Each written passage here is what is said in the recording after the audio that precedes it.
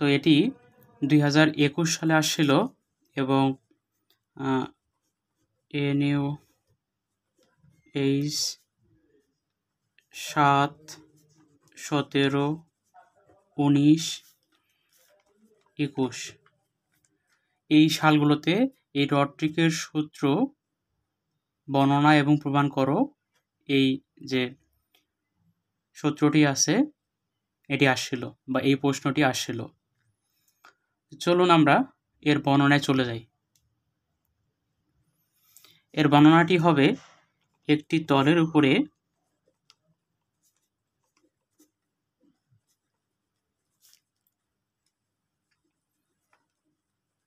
একটি রেখা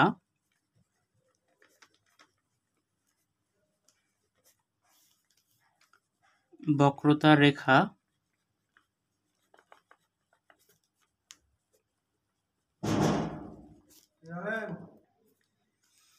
হওয়ার প্রয়োজনীয়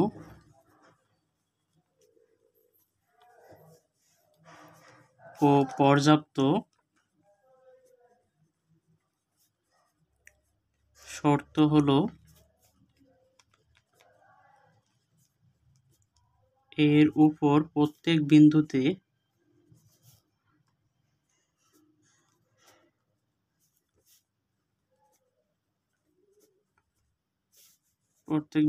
dn ডিভাইডেড বাই ds সমানুপাতিক dr ডিভাইডেড বাই ds, অথবা এটিকে আমরা এভাবে বলতে পারি যে dn vector plus kappa dr vector equals to 0, যেখানে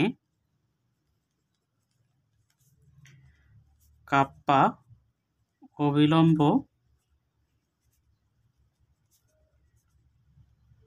বক্রতা নির্দেশ করে।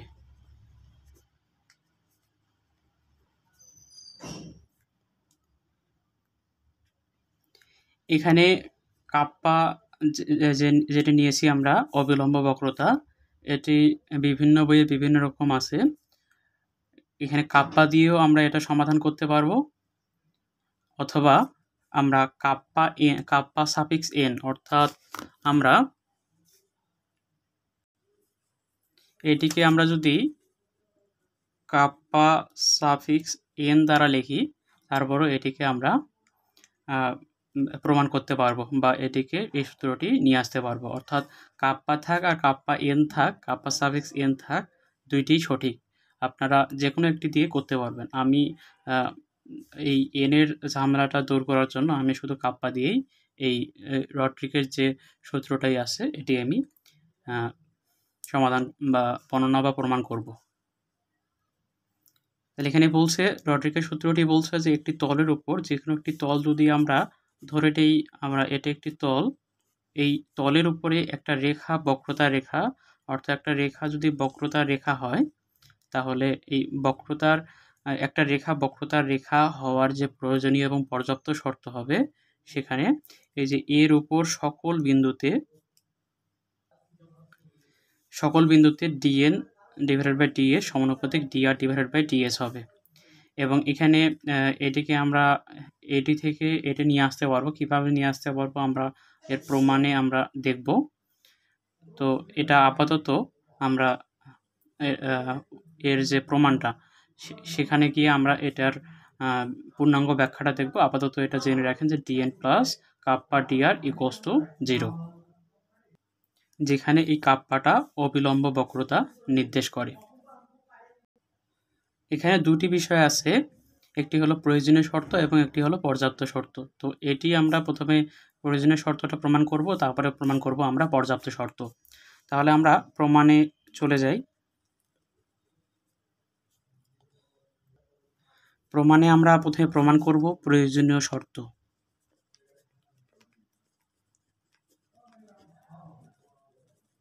এই প্রয়োজনীয় শর্তে আমরা লিখব যে মনে করি আমরা একটা বক্রতল ধরে নিব, এখানে r ইকুয়ালস টু, অবশ্যই ভেক্টর চিহ্ন দেবেন, u, v, অর্থাৎ এখানে যে চলকগুলো থাকবে সেগুলো ইউ এবং ভি এর চলক থাকবে। বক্রতলের উপরে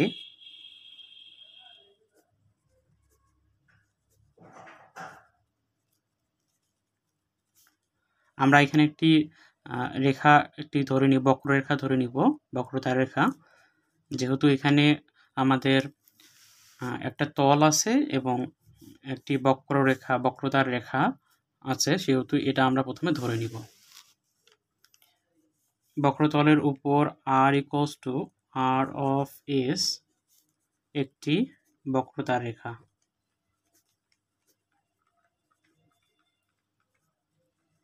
আমাদের যে বর্ণনা সেখান থেকেই আমরা একটা বক্রতল এবং একটি বক্ররেখা ধরে নিলাম। এখন আমাদের কি প্রমাণ করতে হবে? প্রমাণ করতে হবে যে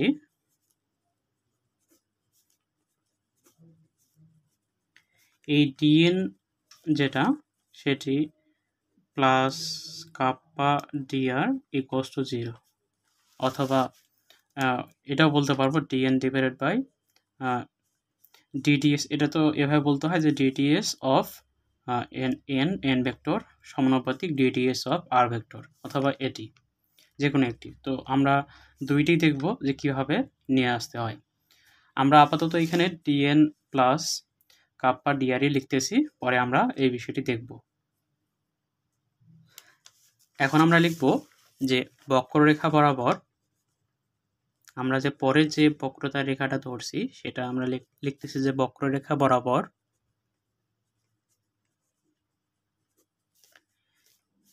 ইউ ও ভি উভয়ই এস এর ফাংশন।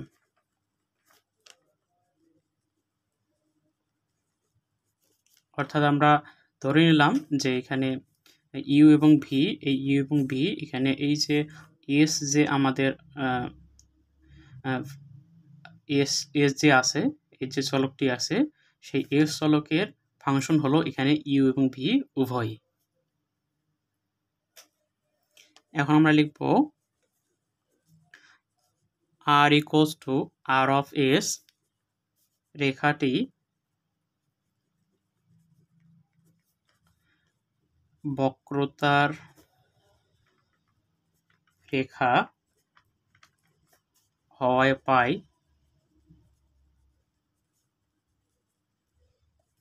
এখন আমরা এখান থেকে পাবো e du plus f dv minus kappa e du plus f dv equals to 0। আবার আমরা পাবো এবং f du plus g dv minus kappa f du plus g dv equals to 0। তো এই প্রথমটিকে আমরা 1 নম্বর ধরে নেব এবং দ্বিতীয়টিকে আমরা 2 নম্বর সমীকরণ ধরে নিব। এটিকে আপনারা মনে কিভাবে রাখবেন? তো এখানে আমরা জানি যে ই এফ জি, বর্ণমালাগুলো আমরা সাজিয়ে লিখলাম ই এফ জি। তো এখানে প্রথমে ই নেবেন, প্রথমটাতে থাকবে, প্রথম যে সমীকরণ সেখানে থাকবে ইএফ, সব ইএফ এর কাজ, এবং পরের যে সমীকরণ সেখানে থাকবে এফ জি এর কাজ। অর্থাৎ প্রথম সমীকরণ থাকবে ইএফ এর কাজ, পরের সমীকরণে থাকবে এফ জি এর কাজ। প্রথমে ই ডিইউ প্লাস এফ ডিভি, এটি হবে মাইনাস কাপ্পাটাকে আমরা অবিলম্ব বক্রতা বলছিলাম। তো এখানে যেটা ইএফ ছোট হাতের আছে, এখানে এটা বড় হাতের হয়ে যাবে, আর ডিইউ ডিভি এখানে হবে, এখানে ডিইউ ডিভি হবে। আর এখানে কি হবে আমি বলছিলাম যে এফ জি হবে F du plus g dv minus kappa হবে। আর এই যে এখানে শুধু এই পুরোটাই বসবে, শুধু এই যে এফ বড় হাতের হবে, জি বড় হাতের হবে, ইকুয়ালস টু 0। এটা আমরা পূর্বের যে আলোচনা, এই অধ্যায়ের যে এর আগের যে আলোচনা, সেখান থেকেই আমরা এই যে দুটি সমীকরণ, এই দুটি সমীকরণ আমরা পাবো আর কি। অর্থাৎ r ইকুয়ালস টু RS রেখাটি বক্রতার রেখা হয় আমরা এই দুইটি সমীকরণ পাবো, যেগুলো আমরা আগেই দেখেছিলাম এই অধ্যায়ের আগের যে উপপাদ্য এবং বেসিকগুলো ছিল সেখান থেকেই আমরা এই বিষয়টা জানতে পেরেছি। আপনারা মনে কিভাবে রাখবেন এটা আমি বলে দিলাম যে এভাবে আপনারা এটিকে মনে রাখতে পারবেন। আমরা জানি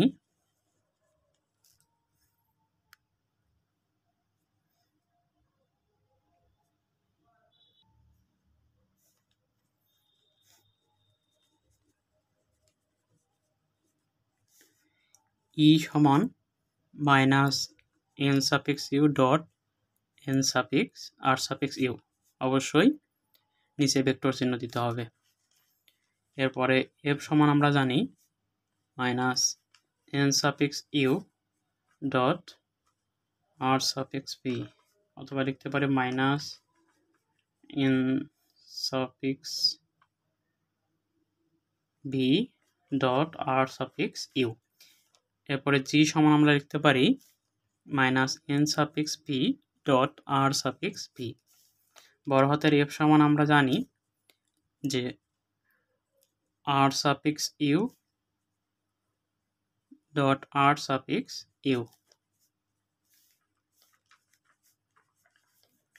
বড় হাতের f সমান আমরা জানি r suffix u dot r suffix p।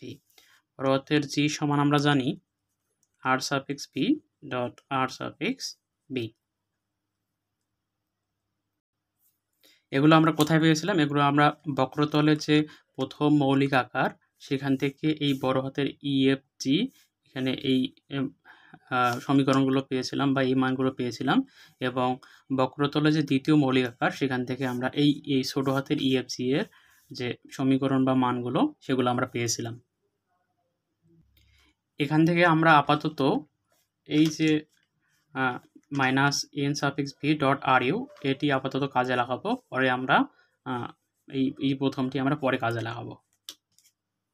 এখন আমরা লিখব যে এই মানগুলি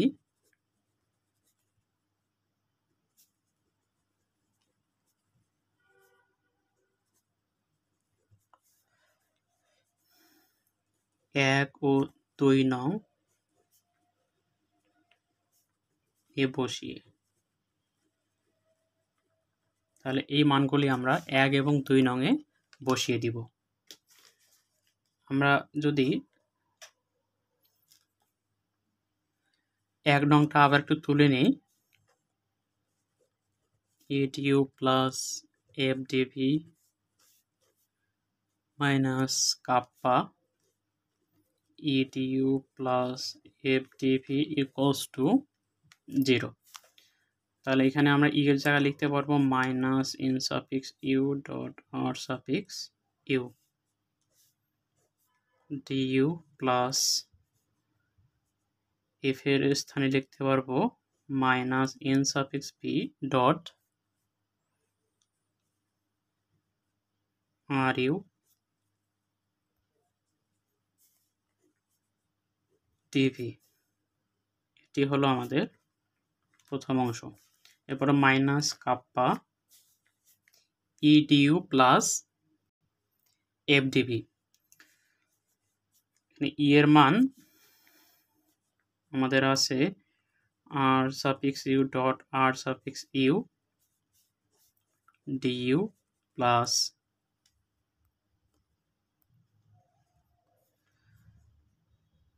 আমাদের এখানে f এর মান দেয়া আছে r suffix u dot r suffix p dv। এটা ইকুয়ালস টু দেয়া আছে 0। এখান থেকে আমরা লিখতে পারবো যে minus n suffix you r suffix u du minus n suffix v r suffix you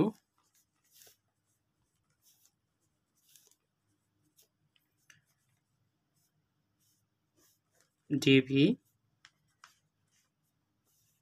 sorry এটা ইউ। ডিভি মাইনাস আমরা এই কাপ্পাটাকে রেখে দিচ্ছি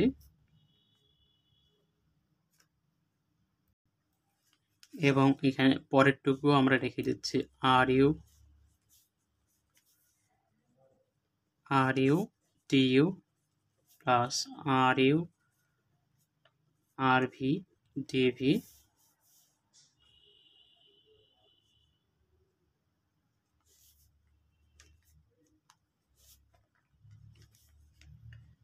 ইকুয়ালস টু 0। এখন আমরা এখানে একটা কাজ করতে পারি, আমরা উভয় পক্ষে মাইনাস দ্বারা গুণ করে দিতে পারি, তাহলে আমাদের এই মাইনাসগুলো ফিনিশ হয়ে যাবে, আমরা মাইনাসগুলোকে রাখবো না। মাইনাস দ্বারা গুণ করলে এই মাইনাসে মাইনাসে প্লাস হয়ে যাবে,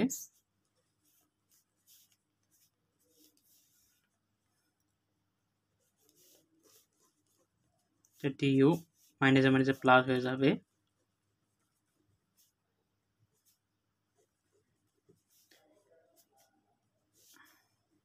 এই মাইনাসটা মাইনাসে মাইনাসে প্লাস হয়ে যাবে, কাপ্পা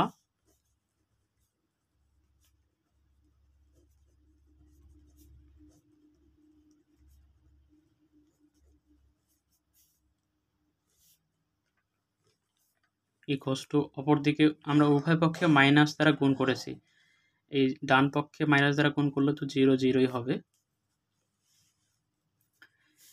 এরপরে আমরা এখান থেকে কমন নেব। এখানে দেখেন এই প্রথম অংশে এখানেও আর ইউ আছে, এখানে আর ইউ আছে, তাহলে এই আর ইউটাকে আমরা বাইরে রেখে দিব, অর্থাৎ এন সাফিক্স ইউ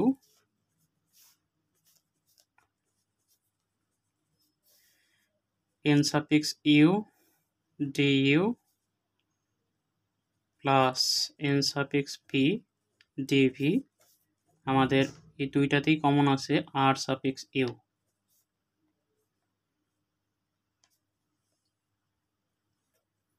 সেহেতু আমরা এই ডট আর সাফিক্স ইউ এখানে আছে, এখানে এটাকে আমরা বাইরে বের করে নিয়ে আসলাম, এটির সাথে ডট করলে দেখা যাবে যে উপরেরটি আমাদের চলে আসবে, অর্থাৎ আমরা ডট আর সাফিক্স ইউটাকে বাইরে বের করে নিয়ে আসলাম এবং এই দুইটাকে একখানে লিখলাম।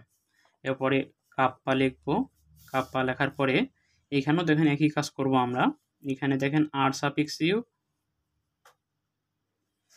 এবং এখানেও আর সাফিক্স ইউ আছে, সেহেতু আমরা এই আর সাফিক্স ইউটাকে বাইরে বের করে নিয়ে আসবো, আর সাফিক্স ইউ ডিইউ প্লাস আর সাফিক্স পি ডিভি, এই আর সাফিক্স ইউটাকে আমরা বাইরে বের করে নিয়ে আসবো,